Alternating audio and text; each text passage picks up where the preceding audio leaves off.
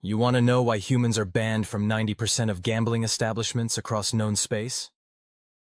Admiral Zextar's mandibles clicked in amusement as he addressed the gathered delegation of junior diplomats. It's quite the tale, actually, one that still gives our economic ministers nightmares. The young Arxian diplomat leaned forward, her crystalline form catching the light. But surely that's just an exaggeration. How could one species cause such widespread disruption? Oh, you sweet summer child, Zextar chuckled, his compound eyes gleaming with remembered mischief. Let me tell you about Lieutenant James Rodriguez, and how he accidentally conquered half the Galactic Stock Exchange, with nothing but a deck of cards, and what humans call statistical probability. The assembled aliens settled in for what promised to be an entertaining story. None of them noticed the slight smirk on the face of the lone human representative in the corner. 6 standard cycles. Earlier, Space Station Gamma 9, Outer Rim. Trading hub, Lieutenant James Rodriguez was bored out of his mind. This diplomatic mission was supposed to be exciting. Humanity's first major push into galactic politics since first contact 3 years ago. Instead, he'd spent the last week shepherding junior diplomats between meetings and trying not to cause an interspecies incident by accidentally showing his teeth to the wrong species. Sir, his AI assistant chirped through his neural implant. You have approximately 4 hours until the next scheduled meeting. Perhaps you'd like to explore the station's recreational facilities. Jim grinned. Celeste, you beautiful digital enabler. What's nearby? There appears to be a rather popular gaming establishment 2 levels down. I should note that it's technically not on the list of prohibited venues for human diplomatic staff. Technically not prohibited is my favorite kind of not prohibited, Jim said, already heading for the nearest gravity tube. What's their game of choice? Something called probability chains. It appears to be quite popular among the spacefaring races. The rules are interesting.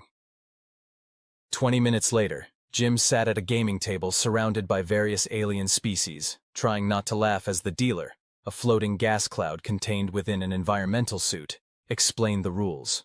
The game is simple, the dealer's translator warbled. Each player receives 5 probability crystals. You must predict the statistical likelihood of various events occurring within a given scenario. The closer your prediction to the actual mathematical probability, the more points you score. The house always wins because organic minds cannot possibly calculate complex probabilities with perfect accuracy. Jim's neural implant buzzed. Sir, Celeste whispered in his mind, I feel compelled to point out that your military-grade computational assistance suite was specifically designed for calculating targeting solutions in 3-dimensional space.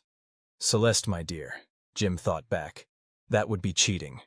I'm just going to use good old-fashioned human pattern recognition, and what my college statistics professor called a disturbing intuition for probability. 3 hours later, Jim had bankrupted the house. The dealer's containment suit had developed a distinct nervous ripple. This is impossible. No organic mind can calculate odds with 99.98% accuracy across multiple probability chains. Jim shrugged, trying to look innocent. Maybe humans are just naturally good with numbers? The news spread across the station like a plasma fire. Within days, casinos across 3 sectors were implementing no humans allowed policies. But it was too late. Humanity's reputation for improbable mathematical abilities was established. What no one expected was how this would affect galactic economics. Masse. 2 weeks later, Centauri Stock Exchange, Earth. What do you mean they want me to predict market trends? Jim stared at his superior officer, Captain Maria Reynolds, with increasing concern. The Galactic Economic Council was impressed by your performance at Gamma 9, Maria explained, clearly trying not to smile. They've requested Earth send a team of our probability experts to assist with some market stability issues. Ma'am, I just got lucky at space poker. Tell that to the 16 casinos that filed formal complaints. Besides, you're not going alone. We're sending you with Dr. Alexandra Walsh from the Temporal Mathematics Department. Apparently, she's been dying to test some theories about market pattern recognition.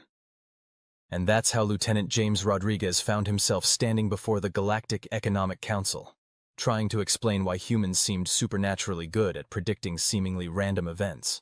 It's actually quite simple, Alexandra was saying, her excitement barely contained. Humans evolved as pattern recognition machines. We spent millennia having to predict everything from weather patterns to prey behavior. Our brains are basically organic supercomputers specialized in probability calculation. We just don't usually think about it in those terms. But your species is barely space-capable, one of the counselors protested. How could you possibly understand the complexities of multidimensional market dynamics? Jim stepped forward. With all due respect, counselor, have you seen our stock markets? We turned speculation into an art form centuries ago. The only difference between your system and ours is the scale. Prove it, challenged another counselor. They did. Over the next month, Jim and Alexandra, along with a hastily assembled team of human economists and mathematicians, demonstrated an uncanny ability to predict market trends across multiple species and sectors. Their success rate was so high that several races accused humanity of temporal manipulation. The truth was both simpler and more complex. Humans were really good at spotting patterns, and they'd brought along centuries of experience in gaming similar systems. It's like this, Jim tried explaining to a bewildered alien journalist. Humans have been trying to beat the house since we invented houses. We've developed incredibly sophisticated models for predicting complex systems, mostly because we really enjoy proving people wrong when they say something is impossible. The galaxy was forced to adjust to a new reality. Humans weren't just good at probability. They excelled at turning chaos into predictable patterns. This had implications far beyond economics. 3 months later. Galactic Central Command. Let me get this straight, Admiral Zextar said, mandibles twitching in disbelief. You want to reform our entire strategic planning division based on human probability models? Sir, Jim replied, standing at attention. We've demonstrated consistent success in predicting market trends. The same principles could revolutionize military logistics and tactical planning. And this has nothing to do with humanity seeking a larger role in galactic defense. Officially? No, sir. Unofficially? Jim grinned. We're really good at this stuff and we're bored.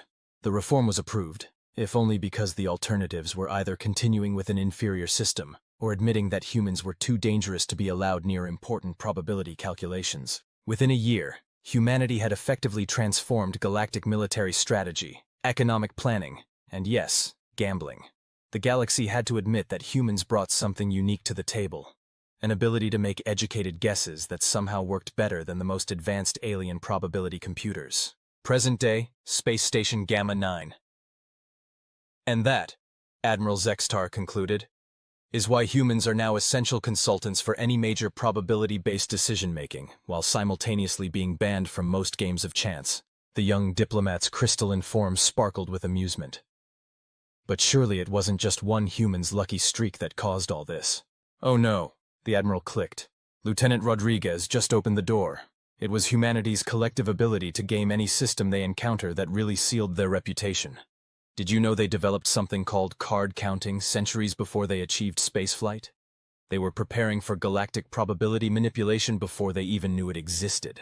In the corner, the human representative finally spoke up. Admiral, you forgot the best part of the story. Oh? The part where we revealed that half our probability experts were actually just really good at bluffing, and the galaxy had to keep us around anyway because our wrong guesses somehow worked out better than your right ones. The Admiral's mandibles clicked rapidly, the equivalent of alien laughter. Humanity's greatest trick wasn't mastering probability. It was convincing the galaxy that they had, and then actually pulling it off through sheer determination and what they call educated guessing. We prefer the term strategic intuition, the human corrected with a grin. The really interesting part, Zextar continued, is that we still can't tell when they're actually calculating probabilities, and when they're just making educated guesses. Their success rate remains frustratingly consistent either way. The young diplomat's crystalline form shifted in what might have been confusion. But then, how do we know if they're actually helping or just really lucky? The human representative smiled that dangerous smile that had become famous across the galaxy. That's the neat part. You don't. And after all this time, it doesn't matter. We're too integrated into galactic society now. We've become essential not despite our unpredictability, but because of it. And that, young ones, Admiral Zextar concluded, is why the official galactic policy on humans is, don't ask how they do it, just be grateful they're on our side. As the gathering broke up, the Admiral held back the human representative. You want to deliberately introduce random elements into your predictions? The Council President's crystalline structure flickered in disbelief. Not random, Jim corrected. Controlled chaos. We'll maintain overall stability while introducing just enough unpredictability to keep the system dynamic. Think of it as economic jazz. There's still a structure, but with room for improvisation. And you can guarantee this will work? Alexandra and Jim exchanged glances. With about 87.3% certainty, Alexandra said with a straight face.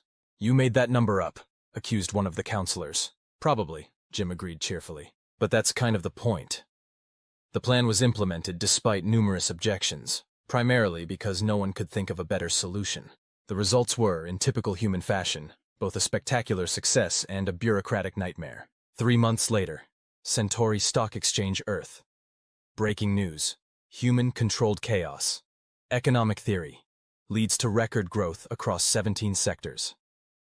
The holographic headlines floated above trading terminals as various species tried to adapt to the new economic reality. The humans had introduced what they called strategic uncertainty into their predictions, and somehow, it was working better than their previous perfect accuracy. I don't understand, a hive mind trading collective complained to Jim during a consultation. How can being deliberately less accurate make the system more efficient? Think of it like cooking, Jim suggested. Following a recipe exactly every time will give you consistent results, but it's the little variations, the experiments, the mistakes, the happy accidents that lead to new and better recipes. Are you saying you make mistakes on purpose? We make educated guesses about which mistakes might lead to interesting opportunities, Alexandra clarified from her nearby terminal. It's like controlled burns in forestry. Sometimes you need a small fire to prevent a bigger one and promote new growth. The concept was revolutionary, not just for economics but for galactic society as a whole. Species that had relied on pure logic and perfect prediction models for millennia were forced to confront the idea that sometimes imperfection wasn't just acceptable, it was necessary. 1 year later, Galactic Central Command. Admiral Zextar reviewed the latest reports with a mixture of amusement and resignation. The humans' approach to controlled chaos had spread far beyond economics. Military strategists were now deliberately introducing elements of unpredictability into their planning. Diplomats were leaving calculated room for misunderstanding that often led to better agreements, and even the notoriously rigid quantum collectives were experimenting with what they termed strategic quantum uncertainty. They've done it again, haven't they? His assistant remarked, sorting through the data streams. Behind her, representatives from 30 different species argued in a cacophony of translated voices. The patterns are evolving, she announced, silencing the room. Our introduction of controlled chaos into galactic systems has created something unprecedented. The uncertainty isn't just making the systems more dynamic, it's generating new patterns that shouldn't exist. A quantum collective representative pulsed with agitation. Impossible. Pattern emergence requires consistent underlying rules. You humans deliberately disrupted those rules. Exactly. Alexandra grinned. And in doing so, we accidentally created meta-rules. The chaos itself has patterns, and those patterns are, well, they're beautiful. She gestured at the display, where swirling data streams had begun forming fractals that resembled both organic and mathematical structures. We're seeing what we call the Chaos Symphony, structured randomness that creates its own order. Jim, who had been quietly observing from a corner, stepped forward. Think of it like jazz music again. When you first hear it, it might sound chaotic, but there's an underlying structure. Now imagine that structure itself begins to improvise. The aliens stared at the display in a mixture of horror and fascination. The patterns were undeniably there, but they followed rules that seemed to write themselves as they went along. This is unprecedented, declared the head of the Galactic Science Council, their crystalline form vibrating with excitement. You've discovered a new form of mathematical evolution. Not discovered, Jim corrected. Created. By accident, again. Alexandra laughed. The best human discoveries usually happen that way. 3 months later. Galactic Central Administration Complex. The emergency session of the combined councils had been running for 72 standard hours. The topic: what to do about the rapidly evolving patterns that were now appearing in everything from economic systems to quantum communications. The patterns are enhancing efficiency beyond our previous optimal levels, reported a logic engine analyst. But they're doing it in ways we can't predict or control. That's not entirely accurate, Jim interjected. We can't control them directly, but we can influence their evolution. It's like gardening. You can't control exactly how a plant grows, but you can create optimal conditions and guide its development. And you're comfortable with this level of uncertainty in critical systems? Demanded a council member. Alexandra stepped up to the podium. With all due respect, Counselor, uncertainty has always been present in these systems. We just pretended it wasn't. What we've done is make the uncertainty visible and give it structure. The patterns we're seeing now are more stable than our previous perfect systems because they can adapt. Besides, Jim added with his characteristic grin, the patterns seem to like us. The room erupted in confused translations until someone finally asked the obvious question. What do you mean they like you? The emergent patterns show a distinct tendency to optimize in ways that benefit conscious beings, Alexandra explained. They're not sentient, but they exhibit what we might call a biological imperative towards supporting life and intelligence. You've created artificial evolution, accused one of the more conservative council members. No, Jim corrected. We've revealed the evolution that was already happening in these systems, and given it room to flourish. The patterns were always there. We just had to stop pretending we could control everything perfectly to see them. 6 months later, the Pattern Recognition Institute, Mars. The facility had sprung up practically overnight, funded by every major power in the galaxy. Its purpose, studying and working with the newly emerged patterns that were reshaping galactic society. Jim walked through the halls, nodding to researchers of various species who were all united in their attempt to understand what humanity had accidentally unleashed. "Captain Rodriguez!" called out a young researcher, their holographic form flickering with excitement. "We've found something new in the pattern matrices." In the main observation chamber, Alexandra was already studying the latest data. "Jim, remember how we theorized that the patterns might have communication properties?" "Don't tell me. They're talking to each other, across systems. The economic patterns are communicating with the quantum patterns, which are communicating with the social patterns. It's like they're forming their own society," Jim finished. "Well, that's either wonderful or terrifying." "Both, probably," Alexandra grinned, "just like most human discoveries." Present day, Space Station Gamma 9. "And that's where we are now," Jim concluded to his stunned audience. "We've created, or perhaps unleashed, a new form of organized chaos that's become an integral part of galactic civilization. The patterns continue to evolve, we continue to study them, and somehow it all works better than anyone could have predicted." "But the gambling ban?" asked one of the younger diplomats. "Oh, that's even stricter now," Jim laughed. "Turns out the patterns really like helping humans win at games of chance. We still don't know if it's because they actually like us, or if they just share our species' appreciation for a good practical joke." Admiral Zextar's mandibles clicked in amusement. "The truly remarkable thing is how quickly the galaxy adapted to this new reality. Within a few years, the presence of evolving patterns in our systems seemed perfectly normal." "Humans have that effect," Alexandra said, entering the room to join the conversation. "We make the impossible seem inevitable in retrospect." "And the future?" asked the Arxian diplomat, crystal form shimmering with curiosity. Jim and Alexandra exchanged glances. "Well," Jim began, "we've detected some interesting developments in the pattern matrices lately. It seems they might be developing what we could call aspirations." "Should we be worried?" someone asked. "Probably not," Alexandra answered. "But it should be interesting. The patterns seem to have inherited humanity's love of a good story, and they're helping us write one that's bigger than anything we could have imagined. Just remember," Jim added with a wink, "there's only an 86.4% chance that any of this is going exactly as we planned." "And the other 13.6%? Admiral Zextar asked. "That's where it gets really interesting," Jim and Alexandra said in unison, sharing a knowing smile. The patterns in the station's data streams seemed to shimmer in agreement, weaving their own tales in the quantum spaces between words. The diplomatic gathering had grown larger as word spread through Space Station Gamma 9 that Captain Rodriguez and Dr. Walsh were sharing the full story. Representatives from various species found excuses to drift into the conference room, their attention fixed on the two humans who had helped reshape galactic civilization. "You mentioned aspirations," prompted the Quantum Collective representative, their probability fields fluctuating with intense curiosity. "What exactly do you mean by that?" Alexandra and Jim exchanged another meaningful look before Alexandra stepped forward. "Perhaps it's time to share what we've discovered in the past few months. The patterns haven't just been evolving, they've been working towards something specific." 3 months earlier, the Pattern Recognition Institute, Mars.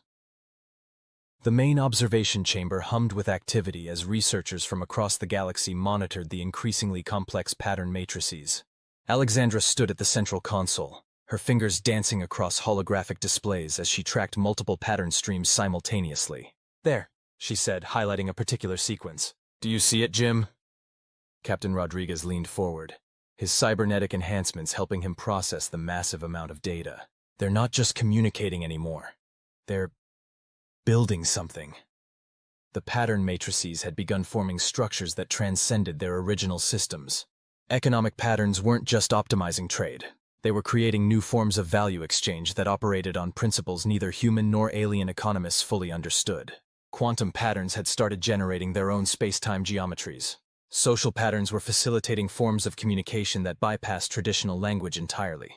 It's like watching a civilization emerge from pure mathematics, one of the alien researchers observed, their bioluminescent patches pulsing with excitement. Not quite, Alexandra corrected. It's more like watching the universe learn to think in new ways.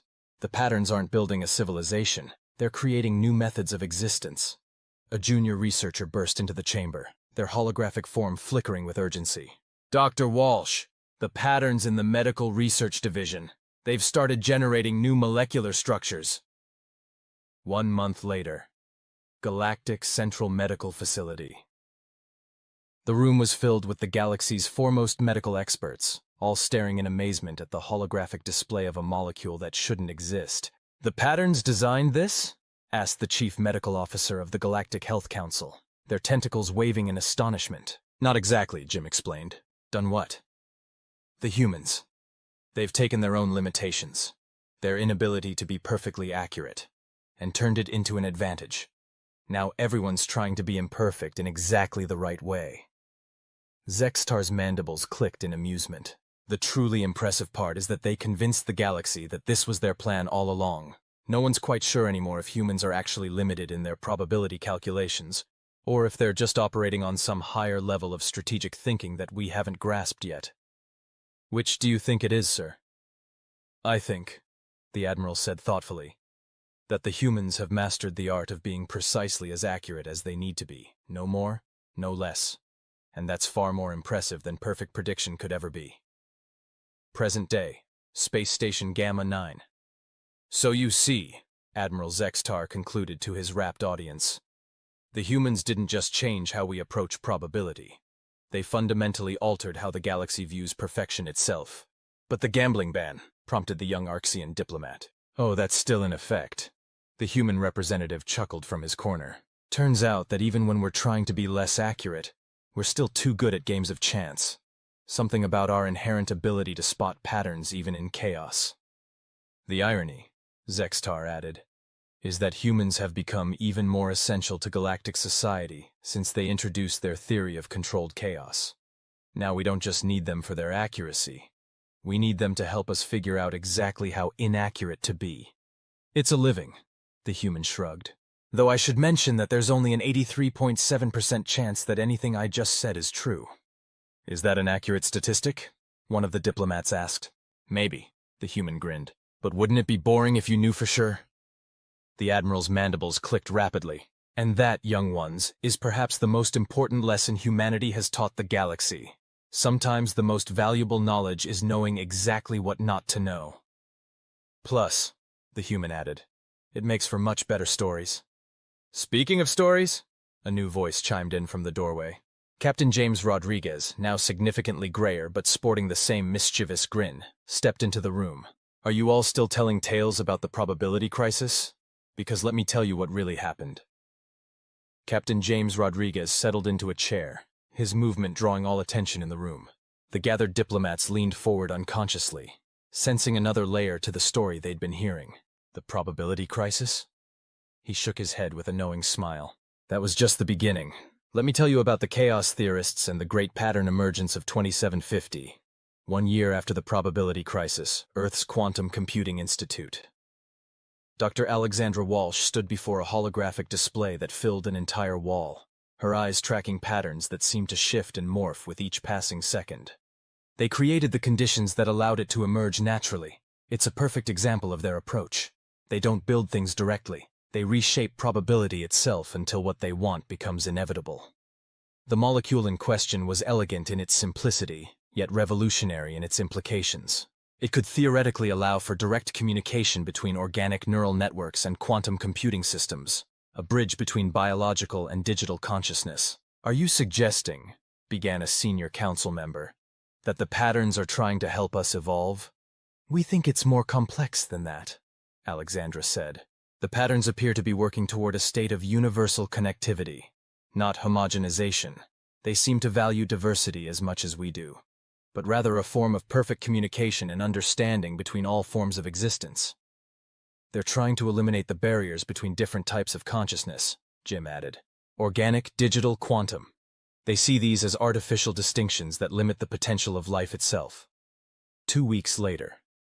The Pattern Recognition Institute, Mars, the discovery had sent shockwaves through galactic society. Species that had been separated by fundamental differences in how they experienced reality were suddenly faced with the possibility of true understanding. The real question, Jim said during an emergency session of the combined councils, is whether we're ready for what the patterns are offering us. Alexandra stepped forward. We humans have always dreamed of breaking down the barriers between different forms of consciousness. Our science fiction is filled with stories about it, but now that it's actually possible. Are you suggesting we should stop this development? Asked a council member. On the contrary, Jim replied. I'm suggesting we embrace it, but carefully and with full awareness of what it means. The patterns aren't just giving us new technology. They're offering us a fundamental change in what it means to be conscious beings. And typically, Alexandra added with a smile, humanity has already started experimenting with it. Present day, Space Station Gamma 9. The initial trials have been remarkable, Alexandra explained to the gathered diplomats. We've already achieved limited success in direct communication between organic minds and quantum systems. The patterns continue to refine the process, making it more natural and intuitive with each iteration. But that's not the most interesting part, Jim added. Tell them about the dreams, Alex. Alexandra's eyes lit up. We've discovered that when connected through the pattern-generated interfaces, different species share what we can only describe as collective dreams. Not just sharing thoughts or memories, but experiencing entirely new forms of consciousness that emerge from the combination of different perspectives.